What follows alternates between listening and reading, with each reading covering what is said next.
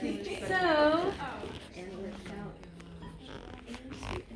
let's say we have already done our intake process, right? We have talked to the client. Is there any area that you feel like you want to focus on today?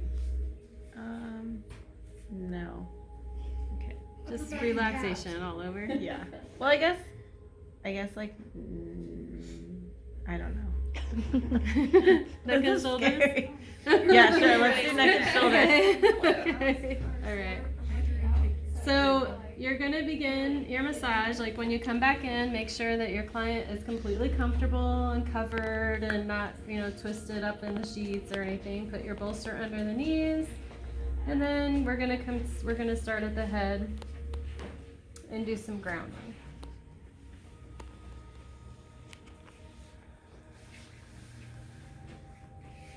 Take a moment to set your intentions for your massage, considering the information that you've already gathered from your client, and think about the flow that you're getting ready to go through. And just be totally present. Leave all of your junk outside the massage room.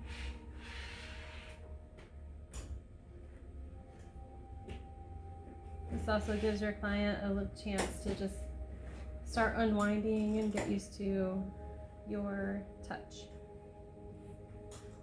I'm going to massage the temporalis.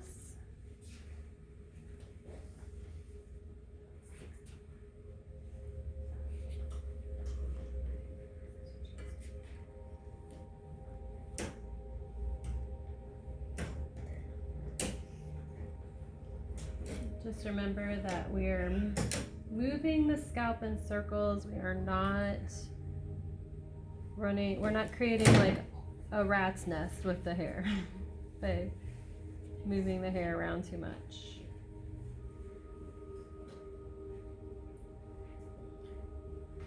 You can start feeling for like some really tense areas or trigger points in the temporalis and work those out. So remember the muscle fiber direction of the temporalis. Who can tell me how that goes? Yeah. So if you go front to back, from the face to the back of the head, then what would we be doing across the muscle fibers? Cross fiber friction. Very good.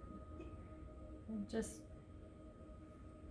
what we usually look for is a change in the tissue. So like at first it might feel like there's not a lot of movement in the tissue, or it feels really taut, like it's just being stretched tight. And then as it loosens up, it starts to become a little softer, has a little more elasticity. Like that's pretty much what we start looking for whenever we find those really tense areas. So we're going to work along the top of the head. Does anyone remember what that sheath is that connects the frontalis, runs all the way back to the occipitals? That white sheath. Can you picture it? It's called an aponeurosis.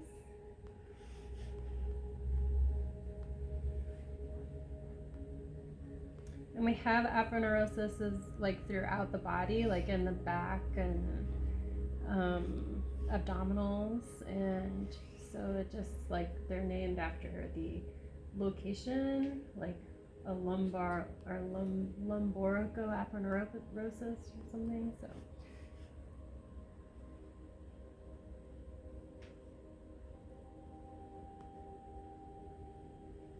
is that pressure good? Mm-hmm.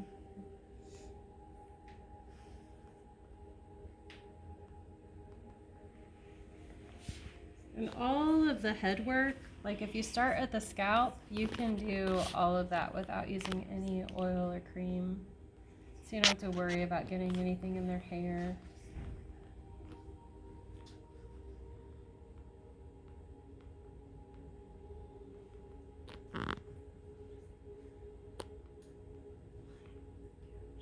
Just remember to lighten your pressure as you come over the temples.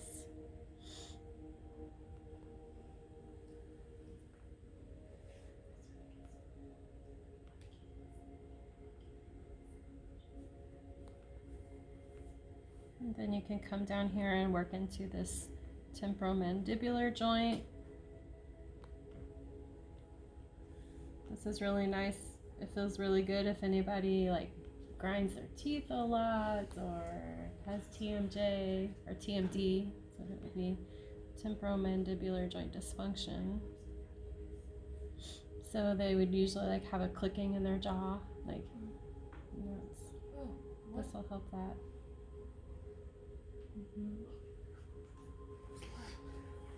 Somebody have that? Oh, Sarah has that. Yeah. Oh my god.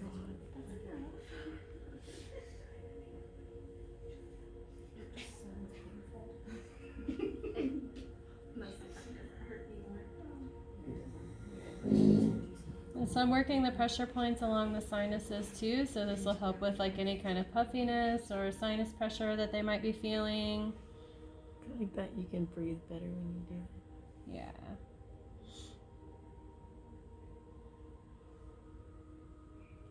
Compressive forces are a really great way to increase fluid movement through the body. So like the lymphatic system runs just below the skin, so it doesn't take a lot of pressure to stimulate it really. But doing this compression and then release, it's like the blood is flowing through there and then you press and you stop it, and so it starts building up right there, and then you let it go and then it just rushes through. So you have that force, so that's a really good way to help with sinus pressure, get fluid moving. If they have some puffy eyes, you can do it just right here below the eyes, right along the top of the cheekbone there.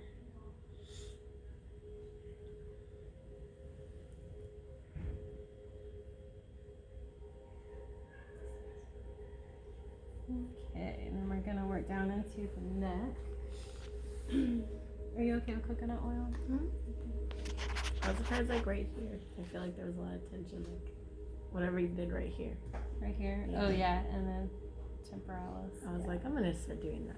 Yeah. That's a good one. You did have a lot of tension right there for sure. And you can work on the ears too if you would like while you're here. There's some good pressure points in the ears, so like I usually just squeeze and kind of stretch the earlobes. Watch out for any earrings that might be in there. You don't want to yank one of those out.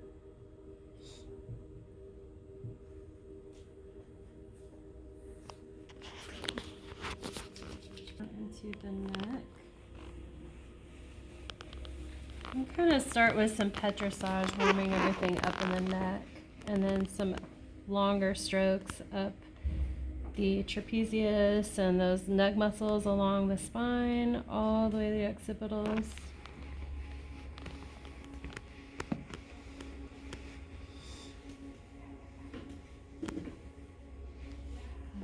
Work down the shoulders. So at first we're not really focusing on applying a lot of pressure. We're focusing on spreading that oil around so we can start working in, and we're warming up the muscles first.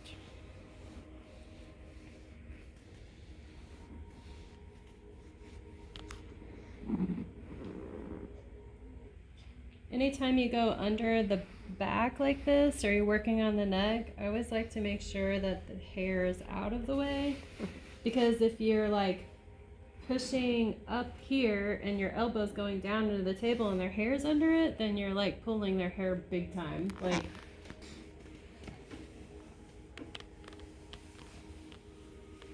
is that pressure good? Mm-hmm. Okay. So I'm gonna come all the way to the occipital. Just kind of push up towards the ceiling, up under that occipital ridge. And you always look for like the chin tilting up. That's a good way to know that you're using a good technique. So our head is just kind of resting in my hands while my fingers are just pushing up, and all of the weight is coming from my body, leaning forward and back.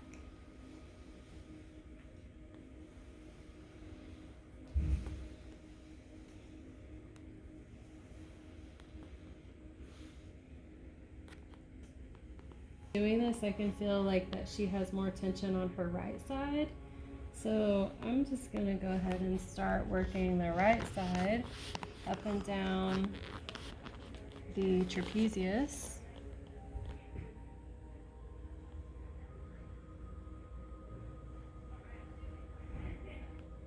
So in this area, you want to stay a little more posterior.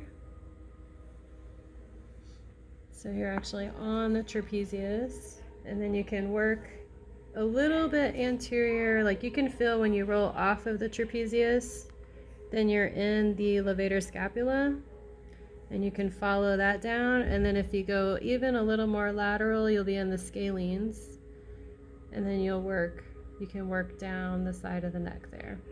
Just watch out for putting a lot of pressure on the brachial plexus right in here. You don't want to apply a lot of pressure right there.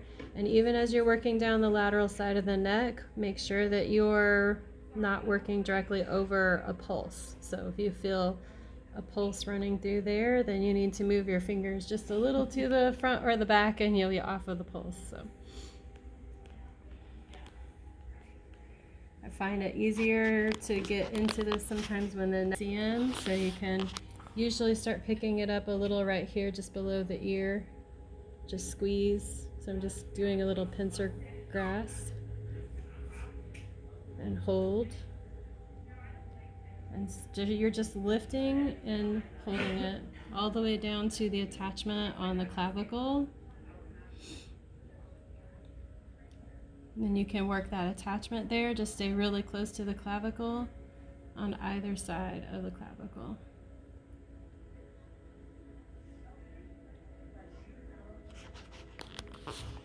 Some people I feel that down like my whole arm.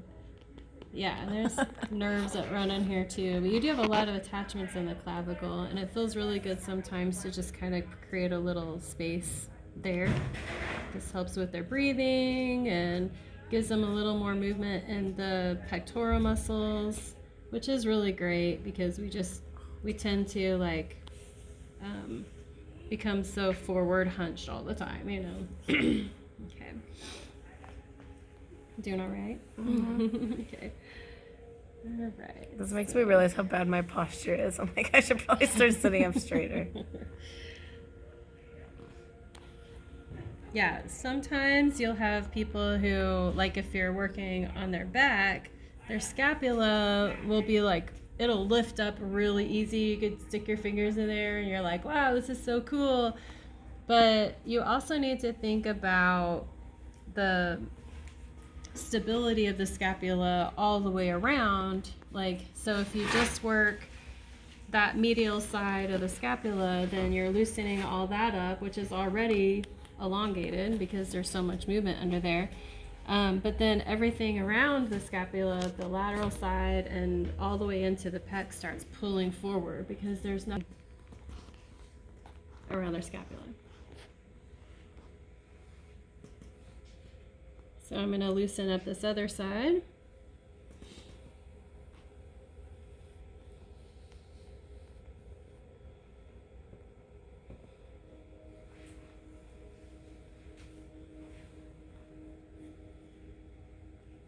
I'm just using a flat palpation with my fingers, just running up and down the trapezius.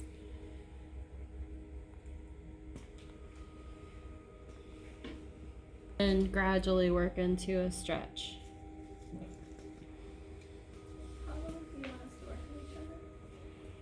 Slowly get into the scalenes.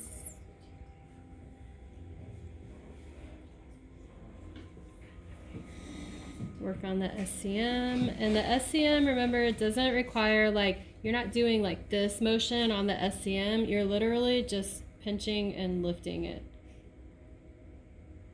You don't have to, like, it feels really weird if you start moving too much right in there because you're like, I still gotta breathe. Like, Feels like it's gonna like break. yeah. So, and you can work these attachments along the clavicle. Just remember to stay really close to the clavicle. And doesn't take a lot of pressure right there either because it's okay. Now this is starting to feel a lot more loose, and I feel comfortable enough to go into start working into a good stretch. And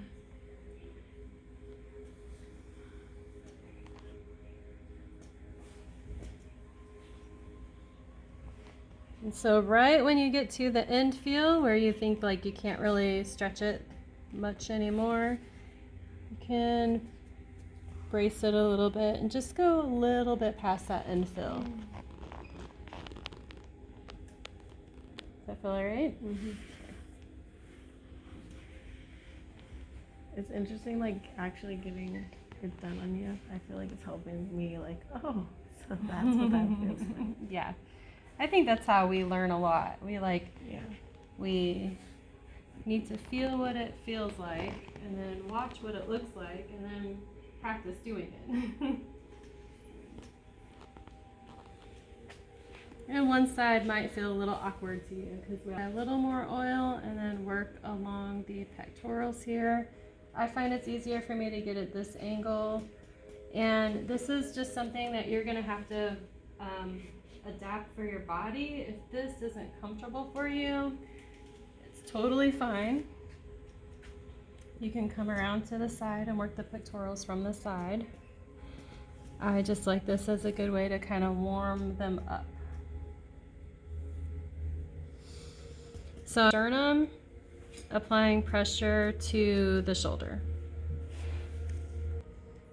And again, since her right side feels a little tighter in her shoulder, you can almost see it's rolled up a little bit. Mm-hmm. If you look up, we're gonna come over here.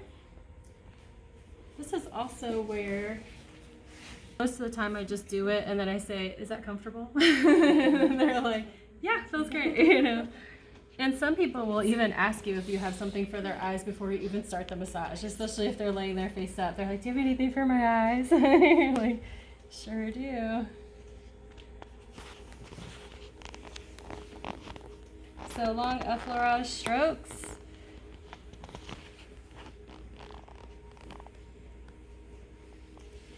Warm up the arm, go all the way to the shoulder. You can even come up here all the way to the occipital and work this area a little bit.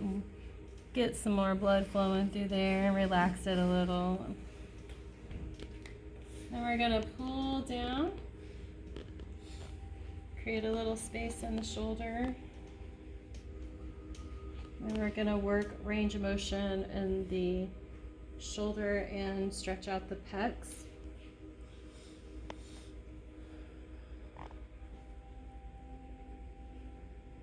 Compression.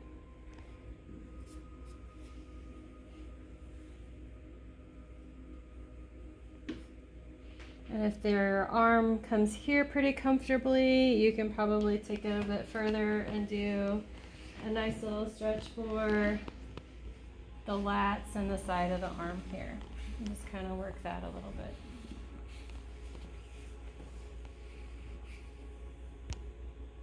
The tricep, you can get the tricep here.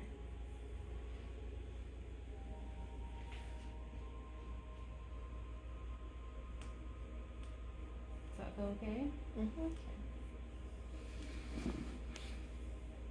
And then come in for a nice end stretch there. Remember that we're stretching the arm across the head, not directly down towards the floor.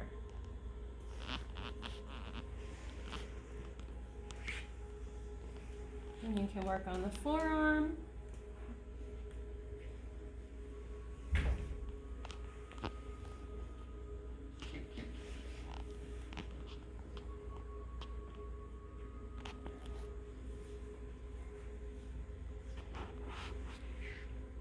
Sometimes I like to add a little passive movement here when I'm working on the forearms. If they're just really tight, you can just grab the hand and kind of shake it back and forth. If you don't want to be like, can you make a fist and relax and make a fist down? So you can just shake it back and forth here and get that movement in the muscle too. And work on the hands.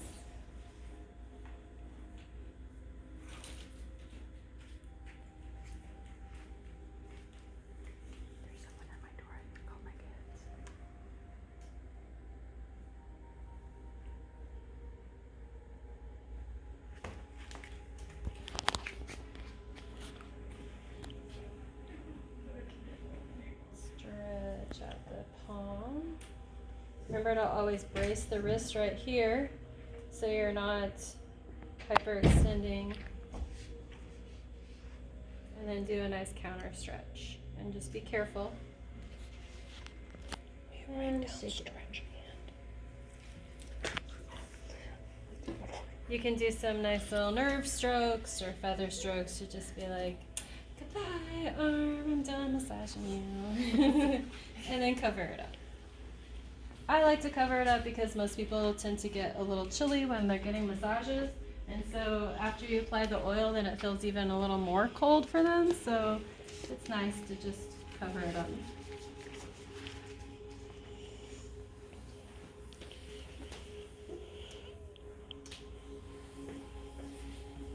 Use a little more oil. Okay. So you can go all the way to the neck, to the occipital ridge. We're going to pull, create some space right here in that trapezius and that shoulder. Come to the side and work on the pecs. So my palm is just in this little like triangle here. You want to make sure that you're not like pushing in this way. You're pushing directly down towards the table. So straight down into the table. Compressions. If that seems pretty comfortable for them, then you can come into the stretch here and work this muscle here.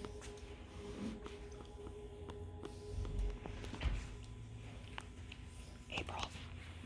And work here. April, you're getting a call.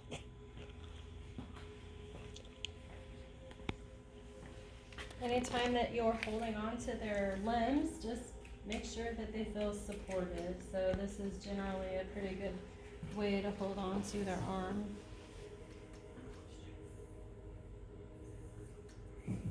And then end with a nice little stretch here. Okay.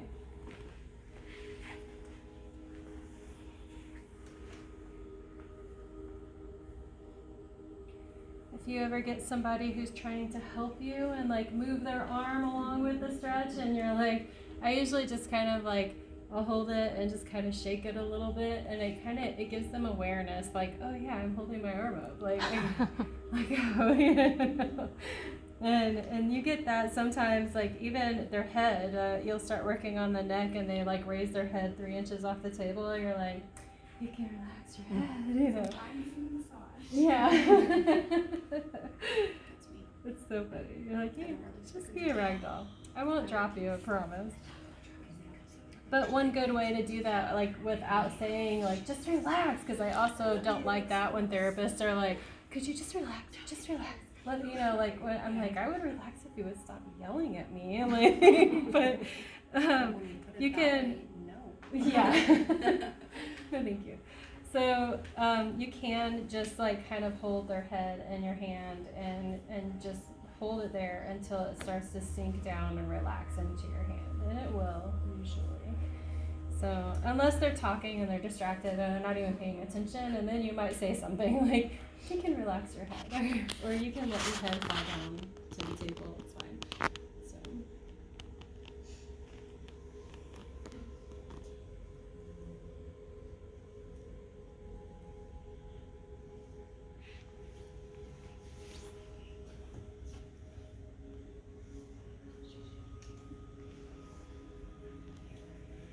And you can work on the hands whatever way feels comfortable for you. Like for most people, this will be a more comfortable way to hold the hands. If you feel adventurous and you want to go a little deeper, you can come to the side.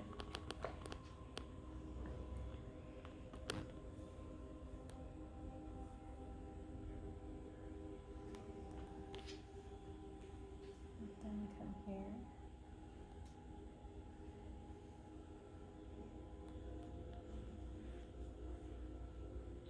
Counter stretch.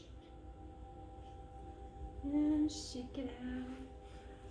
You can do some feather strokes, nerve strokes, fingertip massage, whatever you want to call it. Alright, so we're going to start with the legs. Do some compression. I like to kind of check the movement. If they're really tight, this is where you can also look to see if their foot is rotated outward or inward, or how is it laying naturally, you know. If they're like kind of crooked like this, or they're like crossing their legs, you know, like feel free to just kind of lift up their leg and put it in the position that you need it in. And as far as draping goes, I like to just move the top blanket out of the way completely, like so I don't even really have to deal with that. And then her leg is not really lined up, it's kind of coming medially, so I'm just going to kind of lift it and give it a nice pull for her hip to open that up and line it up. And so tuck behind the knee, just above the knee, and then at the waist. Okay? And oil.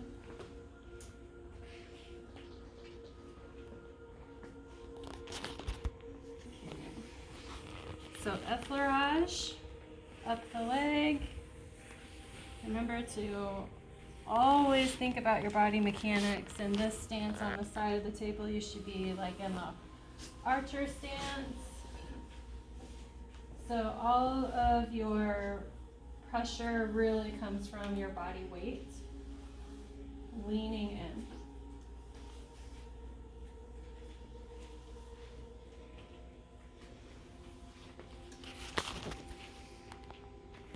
You should get really good at just leaning on your clients. Keep your fingers together. If they're wearing shorts or boxers or something, don't like run your fingers up under them. It's weird and creepy. Every once in a while, if they're like really loose boxers and I really need to get this muscle, you know, I'll ask like, is it okay if I push your boxers up a little bit? And then most of the time, like sometimes people will just roll over and grab them and just hike them up for you, you know, like, so they're out of the way. But it's just fine to communicate about things like that. Like, can I just push these up a little bit? Like, because, I mean, from my point of view, like I kind of hate just feeling like I'm massaging half of the muscle, you know, like, and then I can't get to the rest of it because shorts are in the way. So yeah, sometimes you can just hike it up a little bit and it'll be fine. So now we're going to do some pet dressage.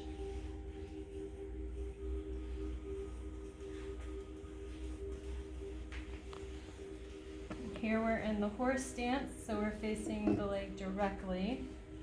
And all of your pressure is coming from just moving your body side to side. So it's lift and squeeze, lift and squeeze.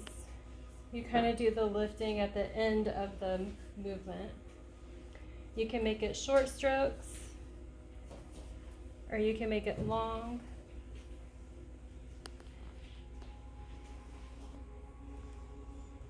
Just remember that the quads are not just one muscle that makes up the whole leg, so it really doesn't feel great whenever you just put a whole lot of pressure on the quads or just like all even. That does not feel good because there's layers of muscles in here and you have to treat them individually.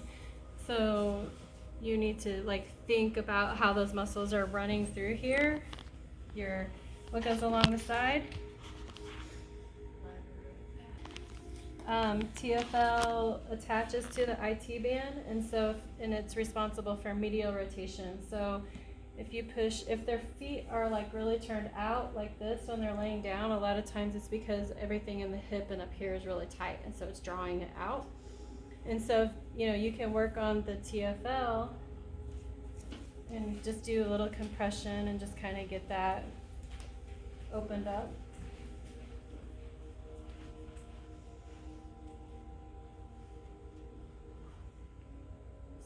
Is that right above the joint? It's like, so your ASIS, or her ASIS is right here, so that, sorry about that. Sorry. You're fine. That's usually a pretty ticklish area on most people, just so you know. Meaty part of the muscle.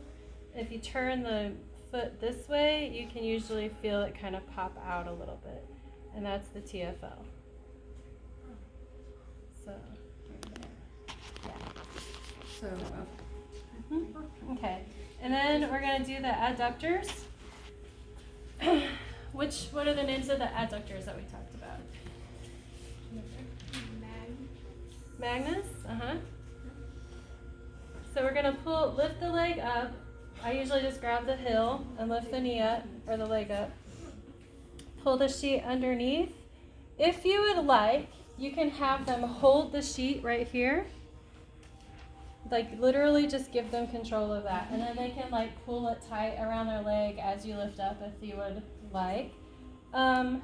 So first you can come into a hamstring stretch from here. And I just put my hand here to keep her leg straight, but I'm not like pulling her knee towards me or anything. It's just a brace. And so you go to the end feel where it doesn't feel like it wants to stretch past that. And if you're not sure, you can always ask, is that a good stretch for you? Mm-hmm. Okay. Then we're going to bend the knee and push up this way. And if you feel like, they need help covering themselves, you can adjust. So I put the foot into my shoulder here. This is the easiest way for me to have total control without like working so hard. So you can literally like rotate the whole leg just by having your foot right here. So we're going to stretch the hips, so we're getting into the glutes and the low back a little bit. One important thing to remember is to always align the knee to the outside of the shoulder.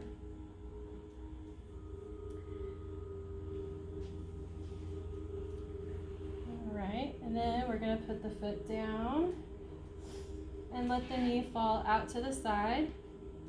You're covered, I promise. All right, and then we're just going to do some compression. Does that feel okay? Mm-hmm. So we're compressing the adductors. The one that really pops out right here in the center of the thigh is the adductor longus. And then if you come just posterior to that, if you roll down, that'll be the adductor magnus.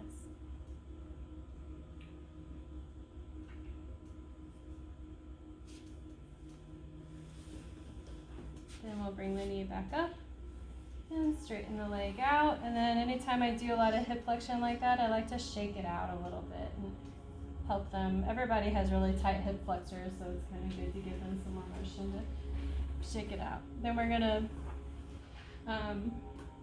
actually from here we can work on the lower leg below the knee. You can do some little work around the knee if you'd like. I find I really love it whenever people spend some extra time around my joints because it just feels really good.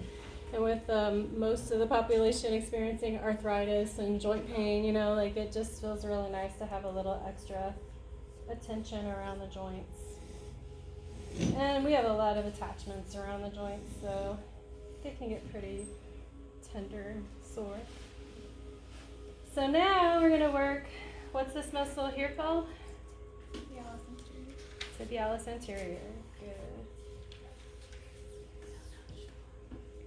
So I like to push my thumbs into that and just kind of spread that away from the tibia. My fingers are going over the medial side of the tibia, but if you remember by looking at the pictures, there's really not like a lot of muscle over the tibia, this medial side, so we want to focus on staying on that bulk of the muscle on the lateral side. You can add some movement to it by stretching the foot.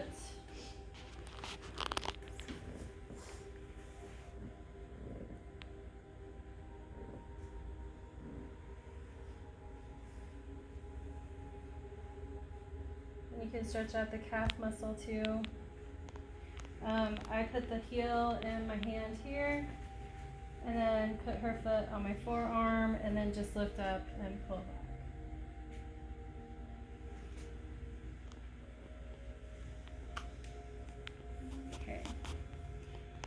And some nice little nerve strokes. From here, you can choose to either go to the other leg and work on the other leg, or you can work on the foot and then do the other leg and the foot. So,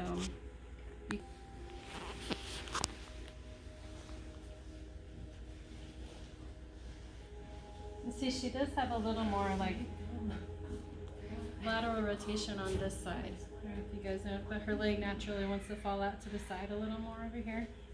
And I can feel that pulling actually all the way through here. Yeah, my muscles are not very flexible. It's alright.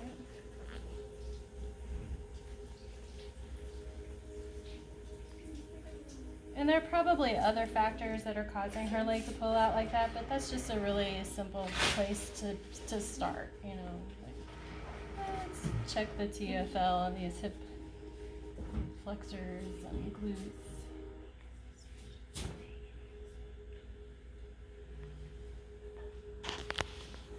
Focus on stretching her piriformis and her glutes a little bit more. Excuse me. So we're gonna, you can hold that here if you'd like.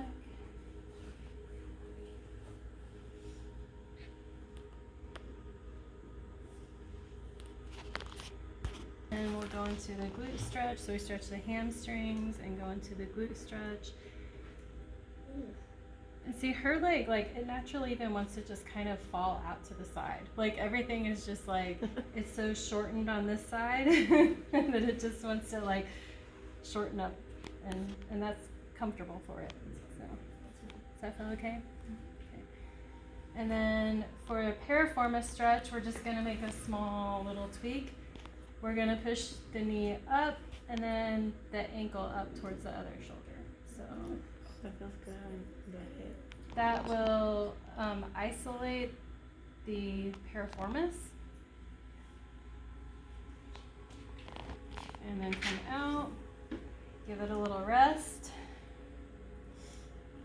Usually if you do a stretch like this about 3 times, by the 3rd time you feel like a nice softening and it just kind of lets go. So you don't have to force it, and you also don't want to overstretch it. So normally 3 times is a good rule of thumb to do some deep stretches like this.